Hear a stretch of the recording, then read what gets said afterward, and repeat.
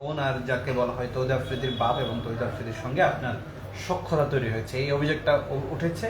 দ্বিতীয় অভিযোগ হচ্ছে তাদেরকে বাঁচাতে আপনার বিরুদ্ধে 5 কোটি টাকার একটা অভিযোগ, লেনদেনের অভিযোগ আসছে এবং হোটেল রেনেসাতে আপনি গোপন বৈঠক করেছেন। এই যে অভিযোগগুলো এখন সোশ্যাল মিডিয়াতে ঘুরে বেড়াচ্ছে, নিশ্চয়ই আপনার অবগত হয়েছেন। এই বিষয়ে আপনার মূল ব্যাখ্যা কি, আসলে মূল ঘটনা কি? সোশ্যাল মিডিয়াতে অভিযোগ ঘুরে বেড়াচ্ছে, মাই টিভির চেয়ারম্যান নাসিরুদ্দিন সাথী কিংবা তৌহিদ আফ্রিদি তারা আমাকে টাকা দিয়েছে। প্রথম কথা আপনাকে আমি অন ক্যামেরায় বলছি, কেউ যদি প্রমাণ করতে পারে রাজনীতি ছেড়ে দেবে। দ্বিতীয় কথা হচ্ছে যে আওয়ামী লীগের আমলেও আমার বিরুদ্ধে একটা শক্ত প্রপাগান্ডা চালিয়েছিল, বিশেষ করে লীগের যে সাইবার আপনার টিম রয়েছে তারা, কারণ আমরা আওয়ামী লীগের বিরুদ্ধে একটা শক্ত প্রতিবাদের কণ্ঠস্বর ছিল এবং যেখানে আওয়ামী লীগের ওই ফ্যাসিবাদের আমলে তারা রাজনৈতিকভাবে কার্যত সকলকে কোণঠাসা করে ফেলেছে কিংবা বিভিন্ন জনকে মামলা হামলা দিয়ে সুযোগ সুবিধা দিয়ে কার্যত কোণঠাসা করে অনেককে তাদের গ্রিপে নিয়ে রাখতে পেরেছিল। সেখানে দীর্ঘ 28 বছর পরে ঢাকা বিশ্ববিদ্যালয়ের ডাকসু নির্বাচনে ভিপি হওয়ার পর থেকে আমরা আওয়ামী লীগের জন্য একটা মাথা ব্যথার কারণ হয়ে দাঁড়ালাম। সেখানে আমাদের বিরুদ্ধে নানান ধরনের প্রতিনিয়ত অভিযোগ ছিল। আমরা জামাত শিবিরের এজেন্ডা বাস্তবায়ন করি, আমরা হেফাজতের লোক, আমরা বিএনপির লোক, এই ধরনের নানান অভিযোগ এবং শেষ পর্যন্ত ধর্ষণের সহযোগিতার মামলা দিল। তারপরে বিভিন্ন ধরনের অপপ্রচার এবং প্রপাগান্ডা চালানো। এবং লক্ষণীয় বিষয় হচ্ছে 5ই অগস্টের পর আমি আসলে এই বৈষম্য বিরোধী আন্দোলনের মধ্যে দিয়ে একটা নতুন সরকার গঠিত হলেও আমি ব্যক্তিগতভাবে মনে করি যে আমি একটা চরম বৈষম্যের শিকার হচ্ছি এবং বঞ্চনার শিকার হচ্ছি।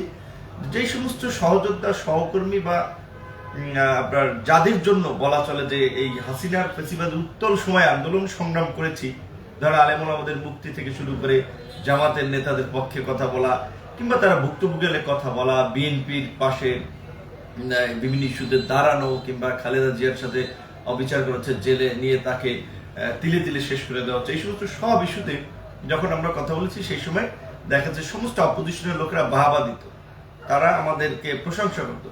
কিন্তু এটা সত্য যে 5ই অগস্টের পরে রাজনৈতিক বিভাজন কিংবা মতাদর্শের কারণে এখন আমাদের এই রাজনৈতিক বন্ধু, আগে যারা আওয়ামী লীগের আমলে ছিল লাইক মাইন্ডেড, সবাই এক ছিল আওয়ামী লীগ হটানোর জন্য, ফ্যাসিবাদ হটানোর জন্য, এখন তাদের মধ্যে আসলে ডিভিশন হয়েছে, যার ফলে তারাও রাজনৈতিক প্রতিযোগিতার জায়গা থেকে কিন্তু অনেককে চরিত্র হননের জন্য কিংবা রাজনৈতিকভাবে বলা চলে ডাউন করার জন্য কিন্তু নানান ধরনের প্রপাগান্ডা বা অপপ্রচার চালাচ্ছে। বিশেষ করে ধরেন এখন যেহেতু আমি যখন বলি যে 300 আসনে প্রার্থী দেব, তখন স্বাভাবিকভাবেই অন্যান্য রাজনৈতিক দলগুলো চিন্তা করে যে ভিপি নূরদীপ তো আন্দোলন সংগ্রামের কারণে একটা অবস্থান আছে, জনপ্রিয়তা আছে, কাজে সেটাকে ডাউন করতে হবে।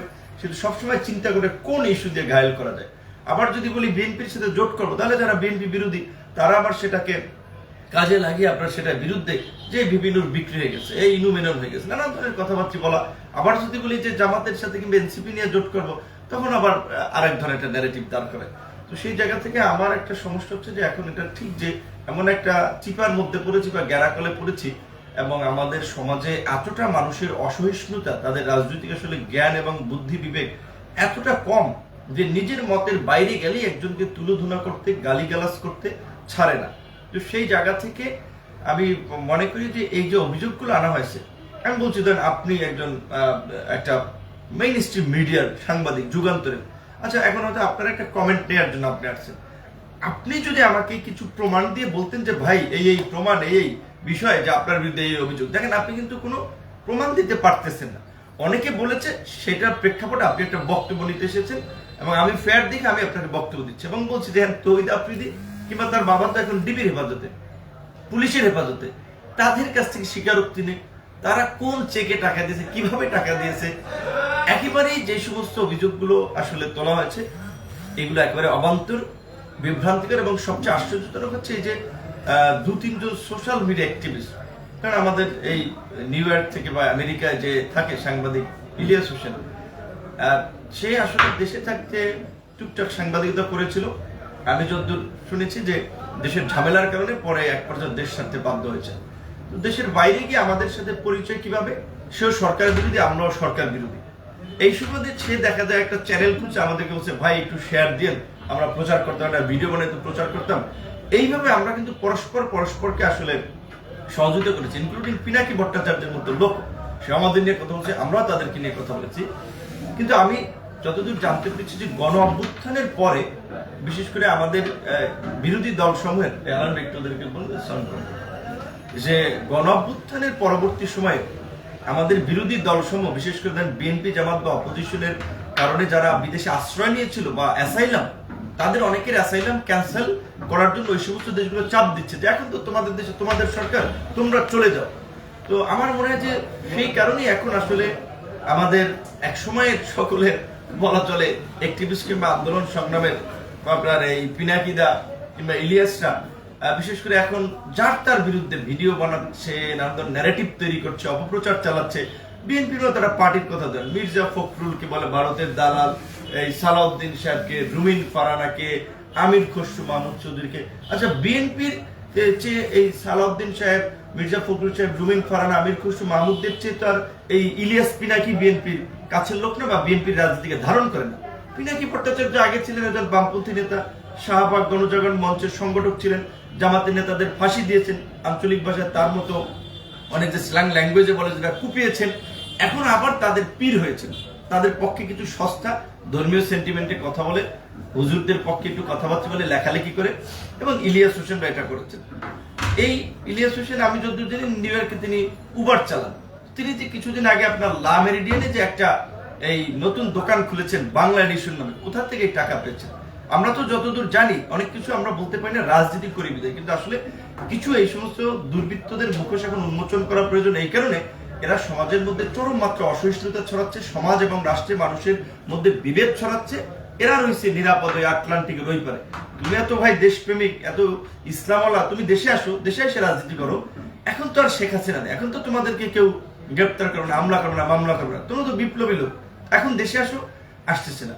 বরঞ্চ এই অ্যাসাইলাম টিকিয়ে রাখার জন্য এখনো তারা বিভিন্ন জনের বিরুদ্ধে ভিডিও, প্রপাগান্ডা এগুলো ছড়িয়ে দেখাতে চায় যে তাদের জীবন এখনো ঝুঁকিতে রয়েছে, কাজে তাদের অ্যাসাইলামটা প্রয়োজন। এবং আমি যতদূর জেনেছি এই গণ অভ্যুত্থানের পরে, আপনি মিডিয়ায় কাজ করেন, আপনি জানেন যে অনেকগুলো মিডিয়া সমঝোতার মাধ্যমে দখল হয়েছে। বিভিন্ন মিডিয়া হাউসে আপনার সিনিয়র রিপোর্টার চেঞ্জ করা হয়েছে, চিফ নিউজ রিপোর্টার চেঞ্জ করা হয়েছে, এডিটর পত্রিকার চেঞ্জ করা হয়েছে। কারণ ওই বিশেষ করে কিছু ক্ষেত্রে অনেকে আওয়ামী লীগের দালাল ছিলেন, সেটা চেঞ্জ করা দরকার।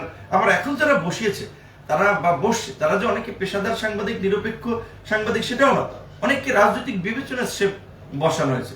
তো এই মাই টিভি নিয়ে আমি যতদূর শুনেছিলাম, কারণ আমি অ্যাজ এ ইয়ং এবং রাইজিং পলিটিক্যাল অ্যাক্টিভিস্ট হিসেবে বিভিন্ন গণমাধ্যম তাদের প্রতিষ্ঠা বার্ষিকীতে, বিশেষ দিবসগুলোতে আমাদের দাওয়াত দেয়, আমরা যাই, কিংবা টক শো করতে গেলেও তো ধরেন যে সমস্ত চ্যানেলগুলোতে যাই, তাদের মালিক পক্ষের সাথে একটা দেখা হতে পারে। সেই জায়গা থেকে শুনেছিলাম যে এখানে বিশেষ করে আমাদের এই যে সরকার সমর্থিত বা এই যে গণ অভ্যুত্থানে আমাদের নেতাদের অনেকের সমন্বয়ে যে দলটি গঠন করেছে, এনসিপির দু একজন নেতা এবং আরো দু একটি রাজনৈতিক দলের এবং এই ইলিয়াস টিলিয়াস এরা কিছু লোকজন আছে, এরা মাই টিভিতে তারা 50% শেয়ার চায়। 50% এই যে আপনার এই গমরা, আমি যেটা শুনেছি যে তারা শেয়ার চান, 50% শেয়ার এবং 5 কোটি টাকা চান, যে এখানে তিনি অনেক ইনকাম টিনকাম করছেন, না হলে তার ওখানে এই লোকজন পাঠিয়ে ভাঙচুর করা হবে, হামলা করা হবে। 5ই আগস্টের পর তো অনেক জায়গায় হয়েছে। সেই জায়গা থেকে আমি যতদূর জানি এতদিন তাদের একটা বোঝাপড়া ছিল, টাকা দিবে বা মালিকানা দিবে, এখন শেষ পর্যন্ত হয় নাই। তাই এই কিছুদিন আগে তাদের এই বাবা ছেলেকে গ্রেপ্তার করেছে। ধরেন কথার কথা ভাই, মাই টিভির এই তৌহিদ আফ্রিকা নাসিরউদ্দিন সাথে আমি যদি টাকার জন্য রাজনীতি করতাম, সুবিধার জন্য রাজনীতি করতাম, আচ্ছা আপনাদের একটা সেন্সে বলেন যে শেখ হাসিনার এই ফ্যাসিবাদের গদি নাড়িয়ে দিয়েছে ব্যক্তি হিসেবে যদি 5 জন মানুষের তালিকা করা হয়, সেটা বিভিন্ন নাম টপে থাকবে না? আমরা যদি 2018 সালে কোটা সংস্কার আন্দোলন না করতাম, তাহলে আজকের এই বৈষম্য বিরোধী আন্দোলন তৈরি হতো। 2018 সালের কোটা সংস্কার আন্দোলনের মাধ্যমে আমরা প্রথম এবং দ্বিতীয় শ্রেণীর চাকরিতে কোটা বাতিল হয়েছিল আন্দোলনের ফলে, এবং সেই আন্দোলন আমরা ফেব্রুয়ারির 17 তারিখ থেকে শুরু করে 4 অক্টোবর 8 মাস প্লাস আমরা চালিয়েছি। এবং এই 8 মাসের আন্দোলন করতে গিয়ে হামলা হয়েছে, মামলা হয়েছে। এই রকমের হামলা মামলার মধ্যে দিয়ে কয়টা তরুণ এবং ছাত্ররা টিকে থাকতো। তারপরে 2019 সালে ডাকসু নির্বাচন, এই ডাকসুর ভিপি হওয়ার পরেও কত শারীরিকভাবে, মানসিকভাবে লাঞ্ছিত হওয়া, নিগৃহীত হওয়া, তারপরেও তো আমরা হাল ছাড়ি নেই। অথচ আমরা যদি চাইতাম শেখ হাসিনার সাথে বা আওয়ামী লীগের সাথে সমঝোতা করে এমপি মন্ত্রী হয়ে শত সহস্র কোটি টাকার মালিক হতে পারতাম। আমার খুব দুঃখ লাগে যে সমস্ত থার্ড ক্লাস ইতর শ্রেণীর মানুষ, যে যাদের ব্যক্তিত্ব নাই, সততা নাই, যারা নিজেরা করে ধান্দাবাজি, এরা সব মানুষকেও ওই রকমের ক্যাটাগরিতে মাপে। এই গণ অভ্যুত্থানের পরে আমি যদি এই যে ইলিয়াস টিলিয়াস, এরা কিছু দুষ্ট লোক বিভিন্ন ব্যবসা প্রতিষ্ঠানের লোক পাঠিয়েছে যে আপনার বিরুদ্ধে ভিডিও বানানো হবে, আপনি আমাদেরকে 2 কোটি টাকা দেবেন, আপনি যদি এটা না করেন তাহলে আপনাকে সরিয়ে দেওয়া হবে। এমনকি পুলিশের কিছু কর্মকর্তাকেও তারা এই ডিজিটাল মবের মাধ্যমে কিন্তু সরিয়ে দিয়েছে। আপনারা জানেন সম্বন্ধে আব্দুল্লাহ আরেফ নামে আপনার এই ডিএজি একজন ছিল, এবং জিল্লুর ভাইকে, এরকম কিছু লোককে। তো এটা আমাদের দুঃখজনক এবং দুর্ভাগ্য যে প্রশাসন এই ডিজিটাল মবের কাছে দুর্বল হচ্ছে এবং এদের কথায় অনেক ধরনের সিদ্ধান্ত নিচ্ছে। আমি একটা সরলভাবে স্ট্যাটাস দিছি এই কারণে, আমরা তো শুধু ভাই ব্যক্তিকে নিয়ে চিন্তা করি না, আমরা শুধু আমাদের দলকে নিয়ে চিন্তা করি না, আমরা গোটা জাতিকে নিয়ে চিন্তা করি। এখন দেখেন এই যে আপনার এই আফ্রিদিকে কিংবা তার বাবাকে যে মামলা ধরা হয়েছে, কি যাত্রাবাড়িতে ছাত্র হত্যা মামলা। আচ্ছা আপনি বলেন, এটা কি প্রমাণ করতে পারবে আদালতে যারা মামলা করেছে, বা মামলার বাদী আসলে জানে কিনা যে তার মামলায় তৌহিদ আফ্রিদি কিংবা তার বাবা বাদী? তাহলে এখন আমি কি তাহলে তাদেরকে গ্রেপ্তার করার বিপক্ষে দাঁড়াচ্ছি কিংবা তাদের পক্ষে দাঁড়াচ্ছি? না, আমার অবস্থান পরিষ্কার যে সে যদি আওয়ামী লীগের পক্ষে দালালি করে থাকে, আওয়ামী লীগের পক্ষে সাইবারে বা ডিজিটালে প্রচার প্রচারে অংশ নিয়ে থাকে, তাহলে সে অনুযায়ী তার বিরুদ্ধে রাষ্ট্রদ্রোহী মামলা হোক, প্রয়োজনে তার বাবার নামে মায়ের নামে হোক, সেটা তো আমার আপত্তি নেই। কিন্তু আমার কথা হচ্ছে যে এই সমস্ত কিছু এই যে ইতর শ্রেণীর নিম্ন মানসিকতার ব্যক্তিদের এজেন্ডা বাস্তবায়নে প্রশাসনও দুই এক জায়গায় যেভাবে মুভ নিচ্ছে, এতে তো আমরা ক্ষতিগ্রস্ত হচ্ছি, গণ অভ্যুত্থানের স্পিড ক্ষতিগ্রস্ত হচ্ছে। কারণ দেখেন এইগুলো বিভিন্ন একটা রেফারেন্স কেস হবে। কিরকম? অনেকে বলবে এই যে দেখেন তৌহিদ আফ্রিদির মতো একটা ইয়ং ছেলে, সে একজন অ্যাক্টিভিস্ট, তাকে ছাত্র হত্যার মামলা দিয়েছে, কিংবা তার বাবাকে আপনার এই যে ছাত্র হত্যার মামলা দিচ্ছে, একজন গণমাধ্যমের মালিক বা ব্যবসায়ী, কিংবা আমাদের আরো অনেককে যেভাবে দেওয়া হয়েছে, আপনার সাকিব আল হাসানকেও ছাত্র হত্যার মামলা দেওয়া হয়েছে। আচ্ছা সাকিব আল হাসান যদি অর্থ পাচারে জড়িত, তার বিরুদ্ধে সেই অপরাধে মামলা হওয়া দরকার। এখন সাকিব আল হাসানের বিরুদ্ধে হত্যা মামলা প্রমাণ করতে পারবে? তাহলে বৈশ্বিকভাবে আমাদের মেসেজটা কি যাচ্ছে, যে শুধুমাত্র রাজনৈতিক প্রতিহিংসার জায়গা থেকে ইউনূস সরকার কিংবা এরা এই মামলাগুলো দিচ্ছে। ওই রেফারেন্স জেনে আমরা বলেছিলাম যে এই ঘটনাটি, এই ধরনের ভিত্তিহীন মামলায় যদি একজনকে গ্রেপ্তার করা হয় সুনির্দিষ্ট অভিযোগ ছাড়া, তখন এইগুলো রেফারেন্স হয়ে প্রকৃত অপরাধীদের শাস্তির দাবিতে আমরা সরব হলে সেই বিষয়ে সরকার অনেক ক্ষেত্রে পদক্ষেপ নেওয়া দুষ্কর হয়ে পড়বে। তবে দুঃখজনক, আমি কালকে এই ঘটনার আমি নিজে একটা ফেসবুকে আমার পোস্ট দেওয়ায় এত মানুষের গালি কমেন্ট শুনেছি, তবে মোটেও এতে বিচলিত হয়নি, মন খারাপ হয়নি। কারণ আমি জানি এই সমস্ত মানুষের রাজনৈতিক সেন্স অভাব আছে। কারণ রাজনৈতিক সেন্সের অভাব না থাকলে, রাজনৈতিক বোধ বুদ্ধির অভাব না থাকলে তো 16 বছর ভাই এই ফ্যাসিবাদের আমলে আমাদেরকে নির্যাতিত নিষ্পেষিত হতে হয় না। আমার পেজে প্রায় 19 লাখ ফলোয়ার, তো তার মধ্যে আমরা কত এই ফ্যাসিবাদের বিরুদ্ধে রাজপথে আন্দোলন করেছি, ডাক দিয়েছি, কোন সময় তো 19 লাখের মধ্যে 1 লাখ লোককে আমরা সাথে পাইনি। অথচ ফেসবুকে কিন্তু কমেন্টে তারা চালিয়ে যায়, ভাই এগিয়ে যান, ভাই চালিয়ে যান, ভাই আপনারাই জাতির ভবিষ্যৎ, আপনারাই আগামীর প্রধানমন্ত্রী, আপনারাই দেশ চালাবেন, এগুলো ফুয়েল দেওয়ার লোক আছে। কাজে সোশ্যাল মিডিয়ার এই গালিগালাজ কিংবা লাইক কমেন্ট দেখে রাজনৈতিক বাস্তবতাকে পরিমাপ করা যায় না। সেক্ষেত্রে আমি এটাই বলবো যে আমার বিরুদ্ধে তৌহিদ আফ্রিদিদের কাছ থেকে টাকা নেওয়া না, এরকম আরো যদি অনেকে অনেক ধরনের কথা বলছে, অমুক তমুক, কেউ যদি ন্যূনতম একটা তথ্য প্রমাণ সহকারে উপস্থাপন করতে পারে, তার কাছে সারেন্ডার করে সেদিন রাজনীতি থেকে বিদায় নেব। কিন্তু আমার অনুরোধ থাকবে যে মূর্খ কিংবা অজ্ঞদের মতো আমরা কারো সম্পর্কে সঠিকভাবে না জেনে শুনে কোনো তথ্য প্রমাণ ছাড়া একজন মানুষকে যেন ভুল না বুঝি, বিভ্রান্তি না ছড়ে, যেটা আমাদের দেশের মানুষের একটা কালচার অনেক ক্ষেত্রে, যেটা যে কান নিয়ে গেছে চিলে, কানে হাত না দিয়ে চিলের পিছু ছোটা। তো দেখবেন এই মানুষ এই একটা মানুষকে বাহাবা দেবে, আরে সে তো যে যা, আবার দেখবেন একটা বিভ্রান্তিকর বিষয়ে আবার দেখবেন তার আপনার বিরুদ্ধে বলবে। যেমন গোলাম মাওলা রনি ভাই বক্তব্য সবাই পছন্দ করতো না, টক শোতে কথাবার্তা বলে। দেখেন এখন ইলিয়াস হোসেন একটা কাটকুট ভিডিও টিডিও বানাইছে, এখন রনি ভাই খারাপ হয়ে গেছে।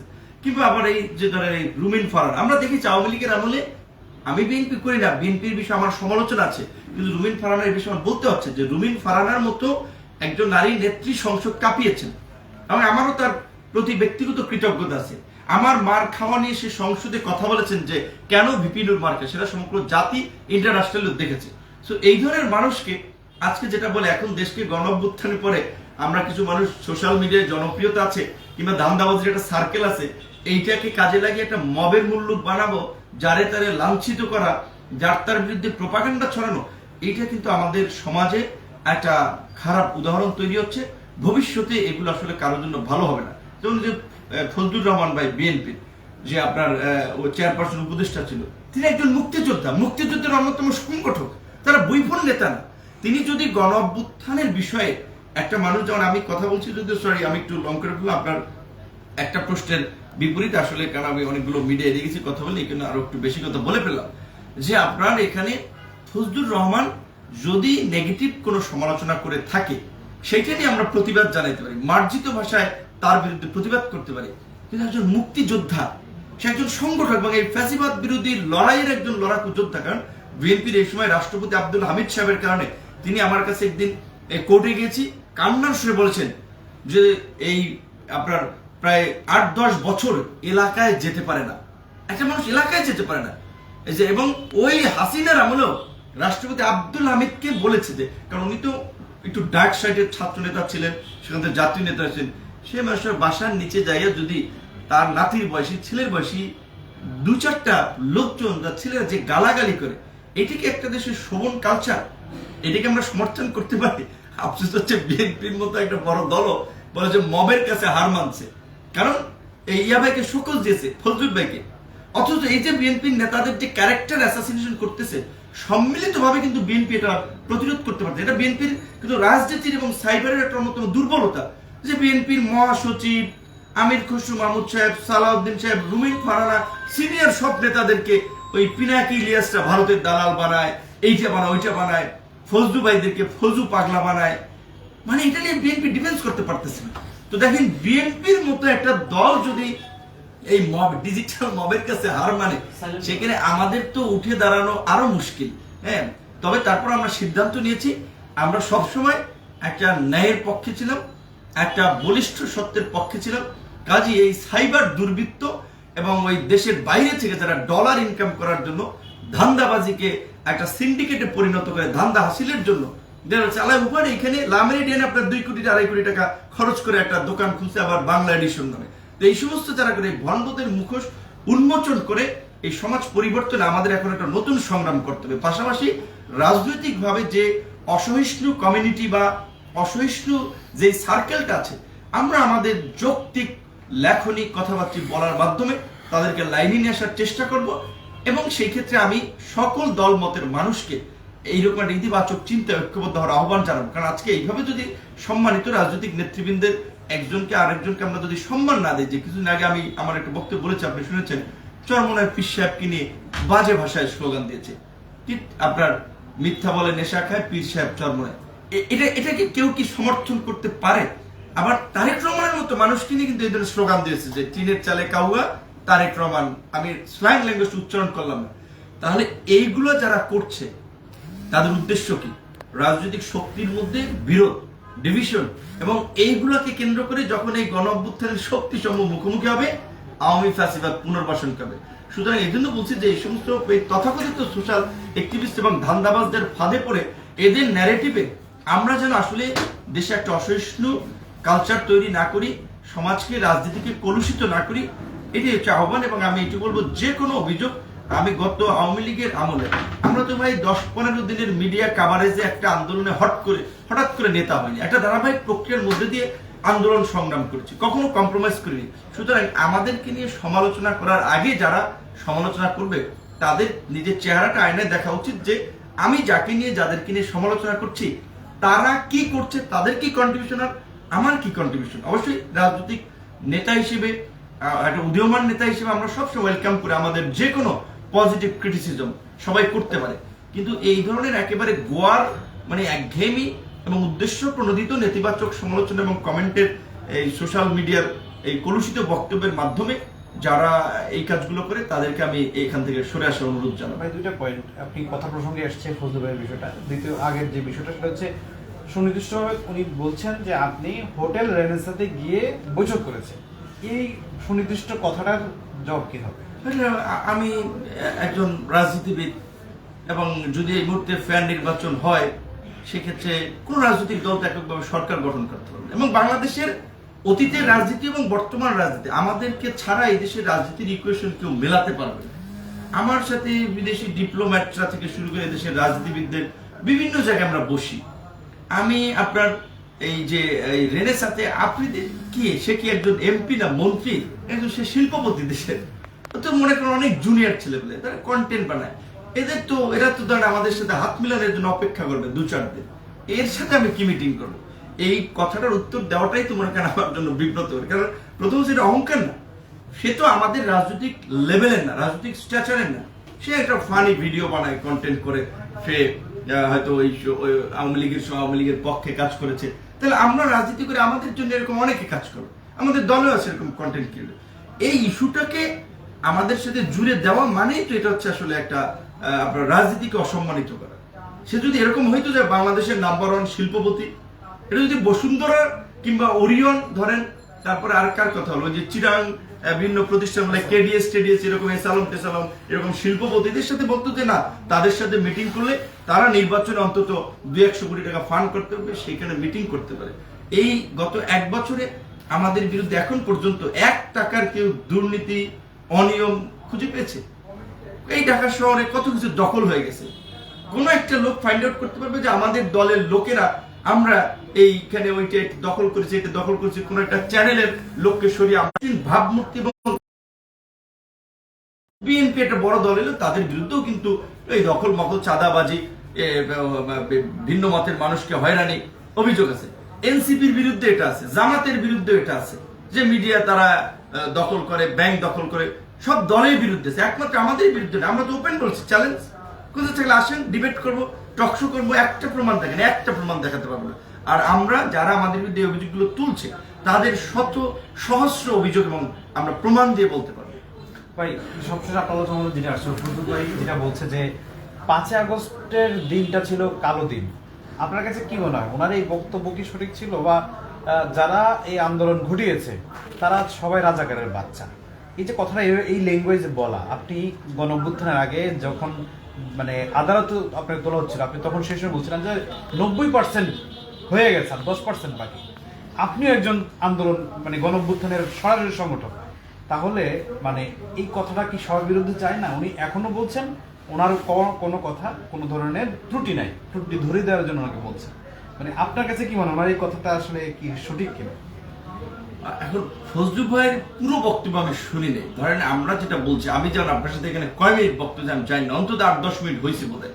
তাহলে আমরা এই বক্তব্যের মাঝে 30 সেকেন্ড 1 মিনিটের একটা বক্তব্য কোট করে ক্লিপ করে যদি আমাদেরকে বলা হয় যে ভাই এই বিষয়ে আপনার মন্তব্য কি, তাহলে আমাদের বলা একটু ডিফিকাল্ট। কিন্তু আমি বলে হ্যাঁ ধরে নিলাম, ধরেন শিশু এবং বয়স্কদের বলা চলে যে সাইকোলজি একটু সমস্যা থাকে, শিশু এবং বয়স্কদের, কারণ তারা অনেক ক্ষেত্রে অবুঝের মতো আচরণ করে। আমাদের প্রত্যেকের বাসায়ও বাবা মা আছে, আমাদের বয়স্ক আত্মীয় স্বজন আছে।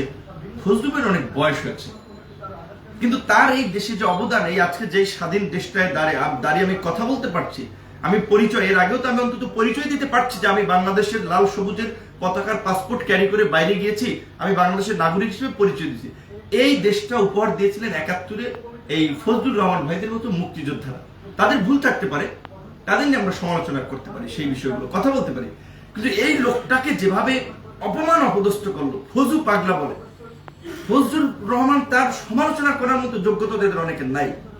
সে যদি ইয়ে করে থাকে সেটা ধরেন তাদের, আমরা এখন তো বিএনপি বলেন, জামাত বলেন, আমরা অন্যান্য পার্টি বলেন, আমাদের মধ্যে তো বসার সুযোগ হয়, আলাপ আলোচনার সুযোগ হয়, আমরা পার্টি ফোরামে একটা অভিযোগ দিতে পারি, কিংবা সংবাদ সম্মেলন করে আমরা বলতে পারি এই বিষয়ে আমরা বিএনপি যেন ব্যবস্থা আমরা আশা করতে পারি। কিন্তু উনি কোন প্রসঙ্গে কোথায় কি বক্তব্য দিচ্ছে ডিটেলস বক্তব্য আমি চাই না। কিন্তু সে যদি ভুলও বলে থাকে, ভাই তার বলায় কিচ্ছু আসে না। সে যদি বলে 5 তারিখ এটা হয়েছে, 5 তারিখ তো এখন অনেক মাস্টার মাইন্ড এইটা বলা হয়, এই মাস্টার মাইন্ডদেরকে আপনারা 5 তারিখের আগে চিনতেন? কোন মাস্টার মাইন্ডকে চিনতেন? কয়জনকে চিনতেন? আদালতের বারান্দায় দাঁড়িয়ে এই পুলিশের প্রিজন ভ্যানের মধ্যে থেকে আমরা হুঙ্কার দিয়েছি যে মানুষকে রাস্তায় নামার জন্য, যে হাসিনার পতনের জন্য ঐক্যবদ্ধ হওয়ার জন্য। মাস্টার মাইন্ড কারা এটা পিপল জানে, কিন্তু এই দেশের মানুষের হচ্ছে মন ভোলা, আত্মভোলা, সহজে ভুলে যায়, সবকিছু স্মরণ রাখতে পারে না। এটা একটা সমস্যা নেই, আমরা মনে করিয়ে দেবো, আমাদের তো রেকর্ড আছে, প্রুফ আছে, বিভিন্ন প্ল্যাটফর্মে ডকুমেন্ট আছে। সো আন্দোলন আমরা ফ্যাসিবাদের জাতাকল থেকে মুক্তি পাওয়ার জন্য সকলে সম্মিলিতভাবে করেছি এবং এই আন্দোলনের মধ্যে দিয়ে কার্যত বাংলাদেশ দ্বিতীয়বারের মতো আপনার এই পরাধীনতার শৃঙ্খল থেকে মুক্তি পেয়েছে, যেটা অনেকে বলে এটাকে দ্বিতীয় স্বাধীনতা। ট্রু, কিন্তু তাই বলে ৭১কে আমরা অস্বীকার করতে পারি না, ডিনাই করতে পারি না, এবং ৭১-এর তুলনা কোনো কিছুতে নাই। ৭১ আমাদের অস্তিত্বের জায়গা। তো সেই জায়গা থেকে যদি ফজলুর রহমান ভাই বেফাস কিছু বলে থাকে, তার জন্য ফজলুর রহমান ভাইকে বিএনপি বলতে পারে, এটার জন্য দুঃখ প্রকাশ করে। এর আগে দুদু ভাইয়ের একটা বক্তব্যে সে দুঃখ প্রকাশ করেছিল, বুলু ভাই দুঃখ প্রকাশ করেছিল। কিন্তু ভাই এখন দেশে এই রকমের বিভাজন, যেটা তীব্র বিভাজন তৈরি করে, পরস্পরকে মুখোমুখি দাঁড় করায় অভ্যুত্থানের শক্তি সমূহ, এই রাজনৈতিক পরিবেশ তৈরি করা যাবে না। এবং এখন আমরা সবাই দেশে বসে রাজনীতি করতে পারতেছি। এখন আমার ভয় নাই যে আমাকে এই রাস্তা থেকে কেউ গুম করতে পারে, তুলে নিয়ে যেতে পারে, দরজা ভেঙে অ্যারেস্ট করবে। সে আমাদের একটা ওপেন সুযোগ। ওই বাইরের এই ইউটিউবার বা সোশ্যাল মিডিয়া যারা, ঠিক আছে, ফাঁসিবাদের সময় আপনাদের ভূমিকা ছিল, এখন দেশে আসেন কেন? বাইরে থাকবেন, বাইরে থাকবেন আর এটা প্রোপাগান্ডা ছড়াচ্ছেন, এখন বিভিন্ন দেশের এজেন্ট হয়ে কাজ করছেন। এগুলো আমরা জানি। ধরেন দেখবেন, আপনাদের নিশ্চয়ই যদি পেছনে আপনার ইতিহাস মনে করেন, অনেকে নির্বাচনের আগে আগেই তো বলেছিল অনেকে, সে এই ইউএসএ এই করে ফেলবে, সেই করে ফেলবে, হ্যাঁ এই স্যাংশন দিয়েছে, এইটা করেছে। ৩-৪ বছর ধরে একটা চটকদার কিছু কথা কাটকুট বানিয়ে ভিডিও ভিউ বানানো যেগুলো বানিয়েছেন, আবার যখন দেশের কাজ করেনি আবার সেটার বিপরীত ভিডিও বানিয়েছেন, কথাবার্তা বলেছেন। তো তারা একটা নিরাপদ আশ্রয়ে একটা এসি রুমের মধ্যে ভিডিও বানায়, আর আমরা জান বাজি রেখে রাজপথে লড়াই করেছি। আমরা পুলিশের পিটানি খেয়েছি, ছাত্রলীগের দৌড়ানি খেয়েছি, আবার রিমান্ডে গিয়ে আবার ডিবি কার্যালয়ে ঝুলেছি। তাদের এগুলো করা লাগে নাই। সুতরাং এই দেশটাকে কিভাবে পরিবর্তন করতে হবে, এই দেশের রাজনীতিকে আগামীতে কোন জায়গায় কিভাবে দাঁড় করতে হবে, এটা আমরা ভালো জানি, আমরাই করবো। তারা ওই সোশ্যাল মিডিয়ায় এই সমস্ত এই প্রোপাগান্ডা এবং বিভ্রান্তি ছড়িয়ে সাময়িক মানুষকে বিভ্রান্তি করতে হবে, লং টার্মে কিছু করতে পারবে না। আমি তাদেরকে অনুরোধ করবো, তাদের যদি দেশপ্রেম থাকে, ব্যক্তিত্ব থাকে, সততা থাকে, তারা এখন দেশে এসে রাজনীতি করা উচিত। কারণ তারা হাসিনার আমলে ভুক্তভোগী হয়েছে, এখন হাসিনা নেই। আসেন, দেশে আসেন, মাঠে রাজনীতি করেন।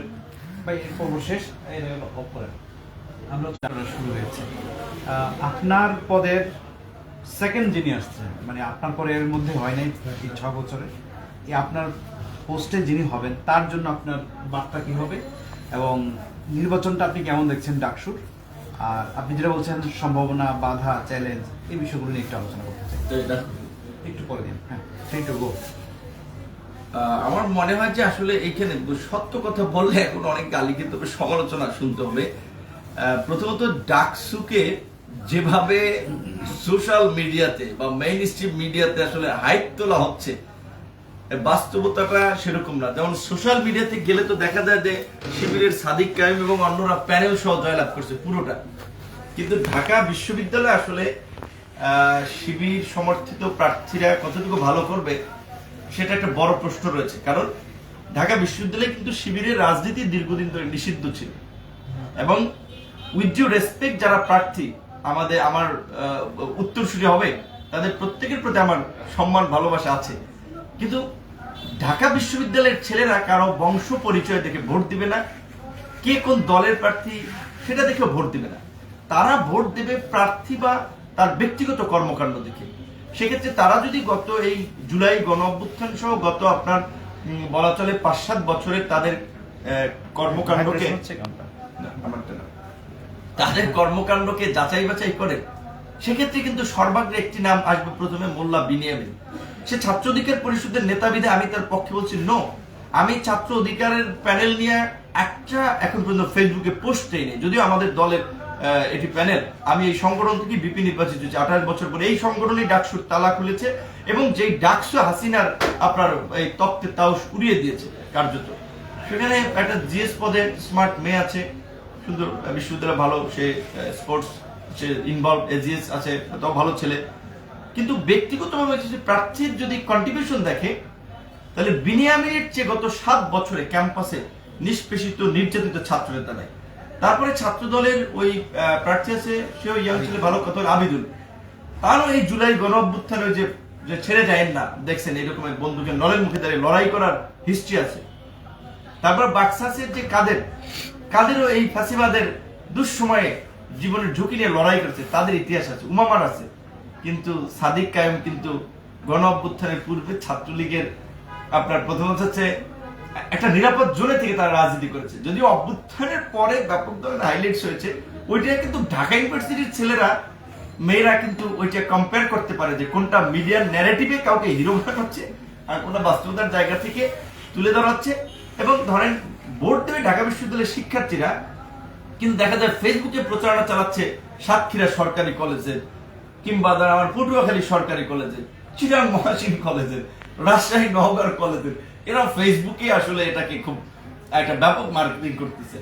তো সেই দিক থেকে আমি আজকে বোধহয় আমার সোশ্যাল মিডিয়াতে একটা স্ট্যাটাস দিয়েছিলাম যে গণ অভ্যুত্থান পরবর্তী ডাকসুকে জাতীয় রাজনীতির হাতিয়ার না বানিয়ে এটাকে ক্যাম্পাসে রাখা উচিত। তো সেই দিক থেকে এখানে অনেক প্রার্থী আছে যাদের এই গণ অভ্যুত্থান সহ আন্দোলন সংগ্রামে একটা ভালো স্যাক্রিফাইস আছে। আমার বিশ্বাস ঢাকা বিশ্ববিদ্যালয়ের শিক্ষার্থীর ওই ধরনের ত্যাগ, তিতিক্ষা, মেধা, মনন এবং তারা ভবিষ্যতে শিক্ষার্থীদের প্রতি কেমন ভাবে কমিটেড থেকে কাজ করবে ওইটা যাচাই বাছাই করে পরীক্ষা দেবে, ভোট দিবে। কিন্তু আমার এখানে আমার অভিজ্ঞতার আলোকে একটা বিষয় আমি মাঝে মাঝে খুব একটু হাসি নিজে একা একা শিক্ষার্থীদের এই নেতাদের ইশতেহার দেখে। কেউ বলছে এটাকে উন্নত মানের গবেষণা, ঢাকা বিশ্ববিদ্যালয়ের পরিবেশ নিশ্চিত করা হবে, আবাসন নিশ্চিত করা হবে, শতভাগ কর্মসংস্থান। ভাই ছাত্র প্রতিনিধিদের এগুলো করার সুযোগ নেই। আপনি ছাত্র সেই হিসেবে আপনি তো বিশ্ববিদ্যালয়ের যে সর্বোচ্চ ফোরাম, বিশেষ করে একাডেমিক কার্যক্রম যারা ডিসিশন নিয়ে থাকে সেটা একাডেমিক কাউন্সিল। একাডেমিক কাউন্সিল তারা আসলে গবেষণা বলেন, রিসার্চ বলেন এগুলো, আর এটা শিক্ষকদের কাছে, এটা তো ছাত্র প্রতিনিধিরা চাইলে এগুলো করতে পারবে না। অবকাঠামো ছাত্ররা একজন তো যেহেতু সরকারের মতো 5 বছর থাকবে না দায়িত্বে, যে সমস্ত উন্নয়নমূলক কর্মকাণ্ডে সে নিয়ন্ত্রণ করতেছে, সে সর্বোচ্চ একটা দাবি জানাতে পারে। অনেক সময় কি করতে পারে, পাওয়ার পার্টি যারা গভর্নমেন্ট থাকবে তাদের উপর প্রেশার ক্রিয়েট করতে পারে, আমাদের একটা হল দরকার, আমাদের বাজেট বরাদ্দ দরকার, এটা প্রেশারের মাধ্যমে কিছুটা আদায় করতে পারে। কিন্তু এইটা আসলে ওইভাবে ইশতেহারও হওয়া উচিত না আমি মনে করি, এবং ইশতেহার দিলে এগুলো বাস্তবায়ন করা সম্ভব না ছাত্র নেতৃবৃন্দের পক্ষে। তবে ছাত্র সংসদ থাকলে সুবিধাটা কি, ছাত্রদের সাথে বিশ্ববিদ্যালয় প্রশাসনের একটা ফর্মাল সংযোগ থাকে, নিয়মিতভাবে ছাত্র শিক্ষকদের একটা আপনার মতবিনিময়ের ফলে বিশ্ববিদ্যালয়ে তথা এই হলের একটা পরিবেশ ভালো থাকে, যার মধ্যে দিয়ে শিক্ষার্থীরা তাদের সুযোগ সুবিধা অসুবিধার কথাগুলো বলতে পারে, প্রশাসন সেগুলো সমাধানে কাজ করতে পারে, এবং বিশ্ববিদ্যালয়ের ছাত্ররা তাদের একাডেমিক এই পাঠ্যক্রমের বাইরে তারা এক্সট্রা কারিকুলার অ্যাক্টিভিটিস এর মাধ্যমে নিজেদেরকে এক্সপ্লোর করতে পারে, তুলে ধরতে পারে, যেটা প্রকারান্তে তাদেরকে ভবিষ্যতের জন্য নেতৃত্বের হিসেবে তৈরি করে। ওকে, তাহলে আপনারা জানেন যে 19-এ আপনার একটা নির্বাচনের মানে বড় ধরনের অভিজ্ঞতা আছে, আর যদিও ওই সময় সকল ফেসিবাদ বিরোধী কিংবা সরকার বিরোধী যত ছাত্র সংগঠন ছিল নামে বা মানে অপ্রকাশ্যে অপ্রকাশ্যে সবাই আপনাদেরকে সেই সময় সাপোর্ট দিয়েছিল, যেহেতু প্যানেল একটাই ছিল, তার বিপরীতে সরকার দলে ছিল। এখন যেহেতু সবাই ভাগ হয়ে গেছে, এখন নির্বাচনী প্রচারণা শুরু হয়েছে, আজকে যে ঘটনা ঘটলো সাদিক কায়েমের প্যানেলের সাইনবোর্ড ঘুরিয়ে দেওয়া হলো, এই বিষয়গুলো আপনি কিভাবে দেখেন? প্রথম হচ্ছে, যদি এই ধরনের কোনো ঘটনা ঘটে থাকে সেটা একটা নিরপেক্ষ তদন্ত হয়ে যারা এই ধরনের প্রতিপক্ষের ব্যানার ফেস্টুন ছিঁড়ে ফেলা কিংবা একটা সুন্দর পরিবেশকে নষ্ট করার জন্য দেয়, তাদের বিরুদ্ধে ব্যবস্থা নেওয়া দরকার। এটা আমি বিশ্ববিদ্যালয় প্রশাসনের কাছে দাবি জানাবো। আর আমার কাছে মনে হয় অত্যন্ত একটা ফ্রেন্ডলি পরিবেশ রয়েছে, ভালো পরিবেশ রয়েছে বিশ্ববিদ্যালয় বা এই ডাকসু নির্বাচনের জন্য। এখন কেউ যদি পলিটিক্যালি মোটিভ থেকে ইন্টেনশনালি যদি মনে করে যে না নির্বাচনটা আমি হতে দেবো না, কারণ নির্বাচন হইলে আমার রাজনীতি মাঠে মারা, আমার রাজনীতি নাই, হয়তো আমার কোনো প্রার্থী আমাদের দলের সংগঠনের প্রার্থীরা ভালো করবে না, এই চিন্তাধারা থেকে কেউ একটা কেওয়াস লাগাতে পারে নির্বাচন বন্ধ করার জন্য। সেই ক্ষেত্রে আমি যারা নির্বাচনে অংশগ্রহণ করছেন সকল প্যানেল এবং প্রার্থীদেরকে বলবো সম্মিলিতভাবে এই ডাকসু নির্বাচনে একটা উপযোগী পরিবেশ, একটা কনজেনিয়াল অ্যাটমসফিয়ার ধরে রাখার জন্য সবাই মিলে কাজ করবেন এবং পারস্পরিক মিউচুয়াল রেসপেক্টের মাধ্যমে সবাই প্রচারণা চালাবেন। কেউ কাউকে তীব্র আক্রমণাত্মক ভাষায় কথা বলা, হেয় প্রতিপন্ন করা, এইগুলো থেকে বিরত থাকাটাই বোধহয় ভালো হবে আমাদের জন্য। আর আমি আশাবাদী যে এই সমস্ত ছোটখাটো ঘটনা এড়িয়ে কিংবা উতরে বিশ্ববিদ্যালয় প্রশাসন দীর্ঘ 28 বছর পরে যে ডাকসু নির্বাচন করার মধ্যে দিয়ে ডাকসুর যাত্রা শুরু হয়েছিল, এইবার নির্বাচনের মধ্যে দিয়ে সেটা নিয়মিতভাবে সচল রাখবে এবং আগামীতে যারা নেতৃত্ব হিসেবে নির্বাচিত হবেন তারা ডাকসুর ধারাবাহিকতা অক্ষুণ্ণ রাখতে একটা কার্যকর ভূমিকা পালন করবেন।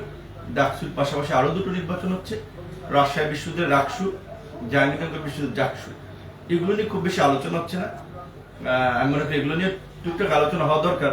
তবে কোনোটা নিয়েই অতিরিক্ত মিডিয়াবাজির মাধ্যমে এটাকে জাতীয় রাজনীতির ইস্যুতে পরিণত করা উচিত না। এটা ক্যাম্পাসের শিক্ষার্থীদের নিয়মিত কার্যক্রমের একটা ছোট্ট পার্ট, এটাকে ক্যাম্পাসের মধ্যেই রাখা উচিত। কিন্তু ডাকসুকে, হ্যাঁ ডাকসুর একটা রাজনৈতিক ভ্যালু আছে, বিশেষ করে ধরেন 60-এর দশকে মুক্তিযুদ্ধের পূর্বে যেভাবে ছাত্রদের আন্দোলন সংগ্রাম ছিল, মুক্তিযুদ্ধের পরে কিন্তু আবার ওই রকম মাত্রা নেই। কারণ তখন সবাই ওই এক ছিল যে দেশ স্বাধীন করতে হবে, আমাদের একটা স্বতন্ত্র সংস্কৃতি ডেভেলপ করতে হবে।